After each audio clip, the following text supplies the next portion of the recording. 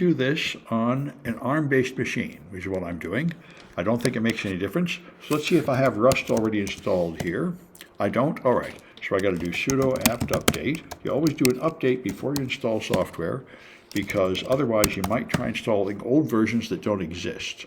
So now I'm going to put in curl and build essential and GDB, which are probably already on here, and then Rust C. Rust C is the Rust compiler. And there we go.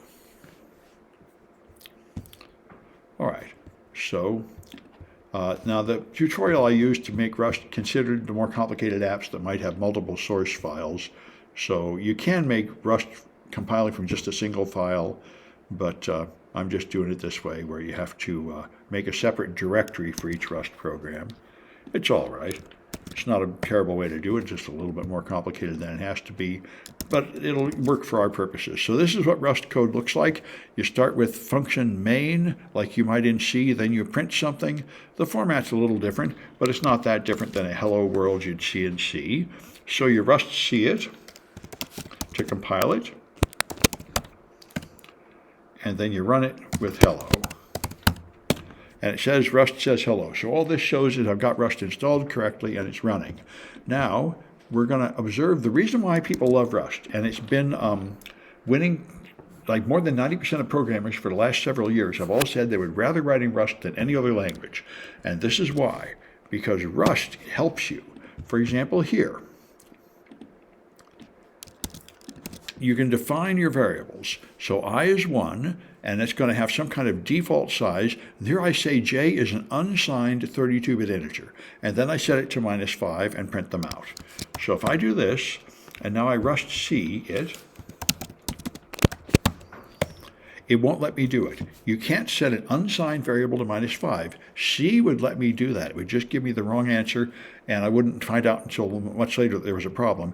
Rust, you define what a variable is, and it watches and tells you when anything bad happens. So it's very nice.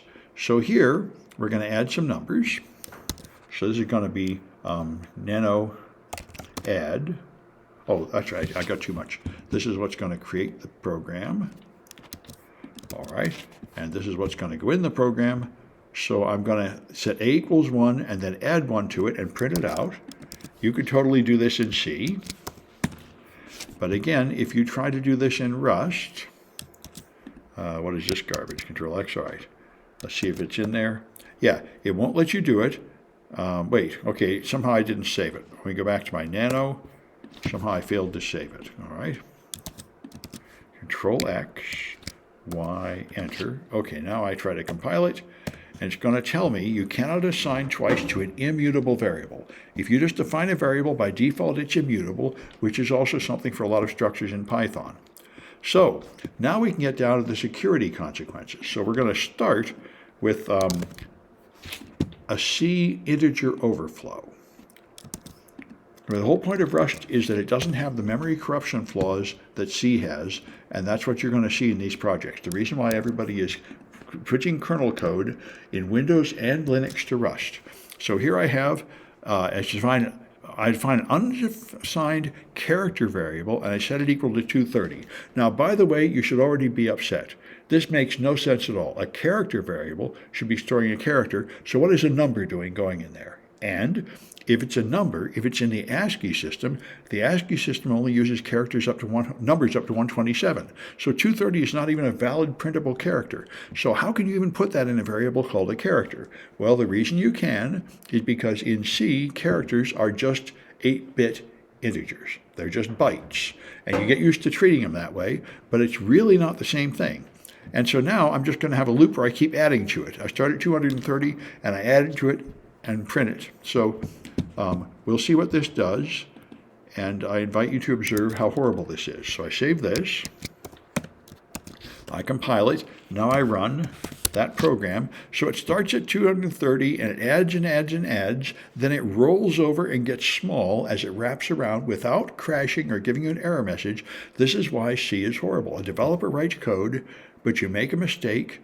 You were supposed to know that this unsigned character variable is a single byte that only goes up to 255, and it's going to wrap around and just blithely give you the wrong number with no error message or anything.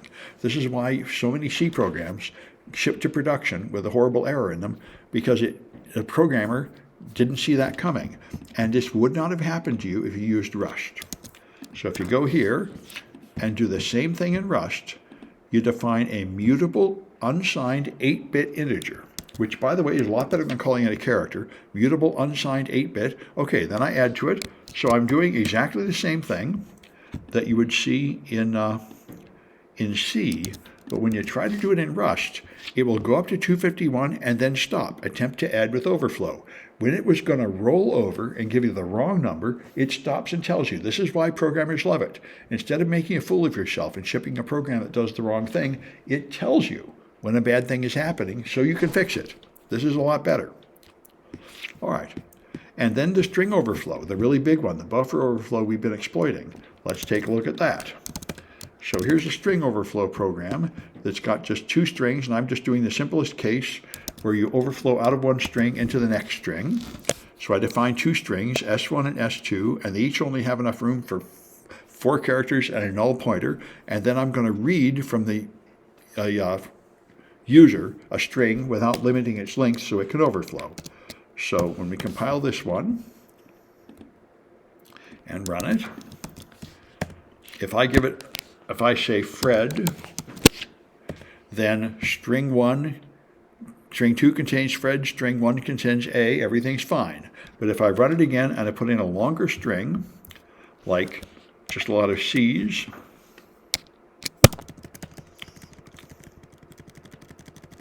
so right now, string 1 contains AAA, string 2 contains BBBB.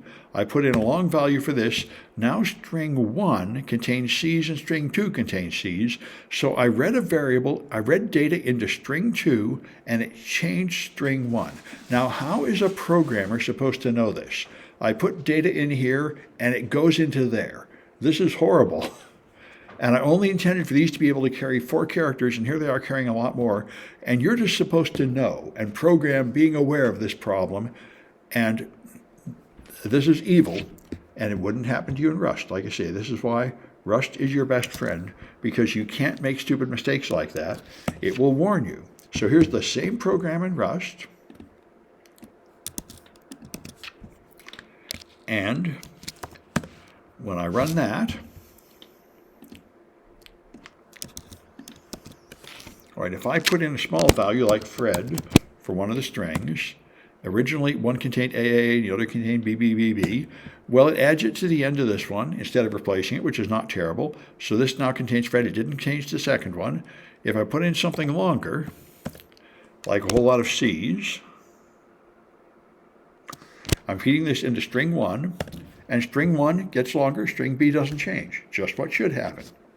Now, string 1 was stored at 990, and it's still stored at 990, and this is still stored at 608. But if you look in the debugger, you'll see Rust stores these strings with 2 layers of indirection.